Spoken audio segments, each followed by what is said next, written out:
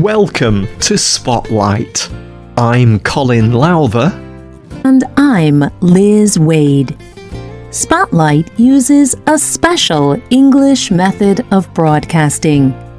It is easier for people to understand, no matter where in the world they live.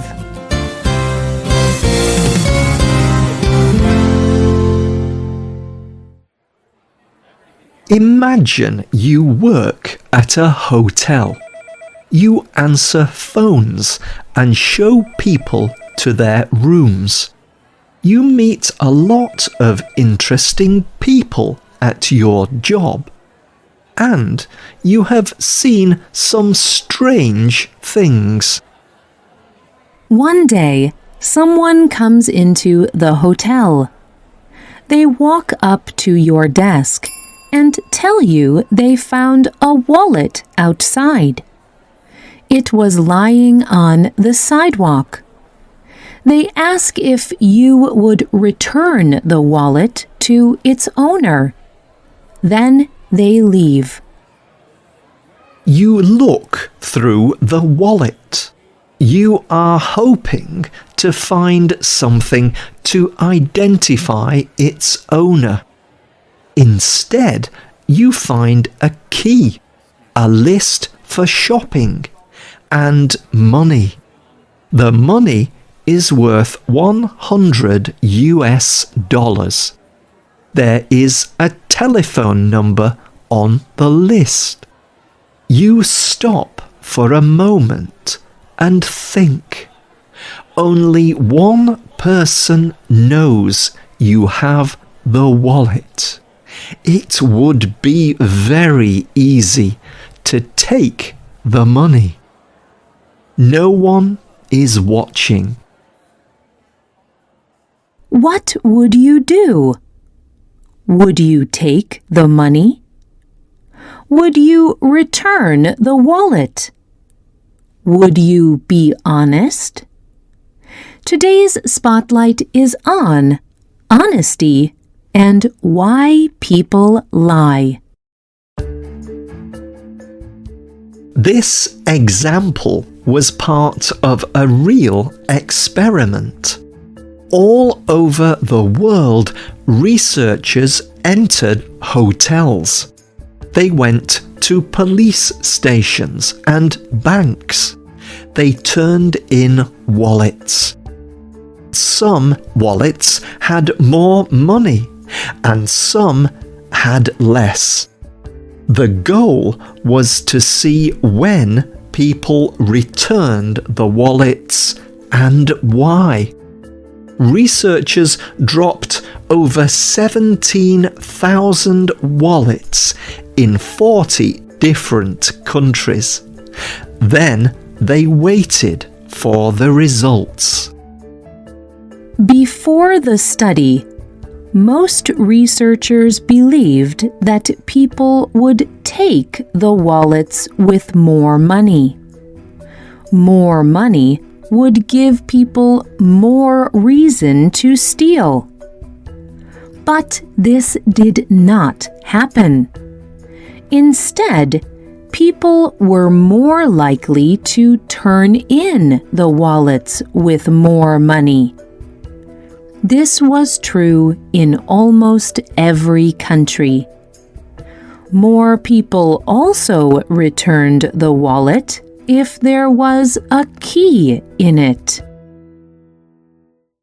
Researchers believe that there are two reasons for their results. First, people do not want to believe that they are bad. Stealing is illegal in almost every country. When there was more money in the wallet, it felt more like they were stealing. They returned the wallets because they did not want to seem like bad people. Dan Ariely is an economist who studies dishonesty. He talked to NPR News. He said that the study showed that people choose to be honest because it is more socially acceptable. He says, "This study shows, in a very natural way, that our choices about dishonesty are not rational. We do not think in terms of costs and benefits. We think about what we feel comfortable with socially." The second reason researchers believe people returned wallets with more money and items is because they felt bad for the owner of the wallet. Everyone knows what it feels like to lose something. You become panicked or distressed. You search and do not stop. This is especially true if you lose something important to you. empathy is the ability to understand another person's experiences. We think about how we might feel if we lost a wallet full of money. This also affects situations where we lie. It is easier to lie when the lie is small, or if we think what we do will not change anything. But if we think about how we feel when someone lies, we may not do it. In this way, honesty depends on empathy. How honest we are also depends on our own needs. A person may be more willing to lie if they need something very badly. How honest we are also changes when dealing with different people. Stereotypes are beliefs we have about people without really knowing them. These beliefs about groups of people shape our behavior. They make it more difficult to feel empathy. Imagine that you believe that all people from a particular country lie. You may dislike them, even though you do not know much about them. You may be honest toward everyone else, but you may not believe that people from this country deserve honesty. You may not be honest because you do not believe those people will be honest. But how honest you are can also depend on where you are from. David Hugh Jones is a researcher at the University of East Anglia. In 2015, he decided to study what honesty looked like in different countries. He created an experiment. He asked people from many different countries to report the results of a coin flip. The person in the experiment would throw the coin in the air. If the coin landed on heads, the person would get money. If it landed on tails, they got nothing. Hugh Jones also had people answer questions about music. Correct answers would also get a reward.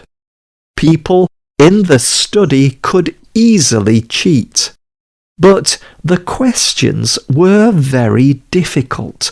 Almost no one would know them. So Hugh Jones would know when they were honest or not. Hugh Jones found that the UK was the most honest in the coin flip. But Japan was the most honest in the music quiz. And other countries had different levels of honesty. The two different tests showed that people were honest about some things, but not honest about other things. This could have to do with cultural differences about honesty. Almost every culture values honesty, but it is not always easy to be honest. Telling the truth can be difficult. Most of the time we lie to stay safe. Judy Kettler is a journalist who reports on honesty. She wrote for Scientific American, "In relationships, we lie to make people feel better or to avoid awkward situations. But we also do not like it when our romantic partner lies to us. We lie to ourselves as well, believing that we are smarter than we are. Children will lie more often if other people have lied to them. We even lie if we are afraid the truth will look like a lie. And of course, we also lie on social media." These lies can keep us happy. They help us avoid difficult situations. But lying also causes negative emotions, like worry. It can make you think everyone else is lying too. And most of the time, lying is not even necessary. Kettler says, "We often think being honest will be more difficult than it is. In fact, people find that being honest makes relationships better. It improves social connections more than they expect." So, how can you be more honest? Kettler offers this advice. A good start is to watch when you lie. Why are you not being honest? What will happen if you speak the truth?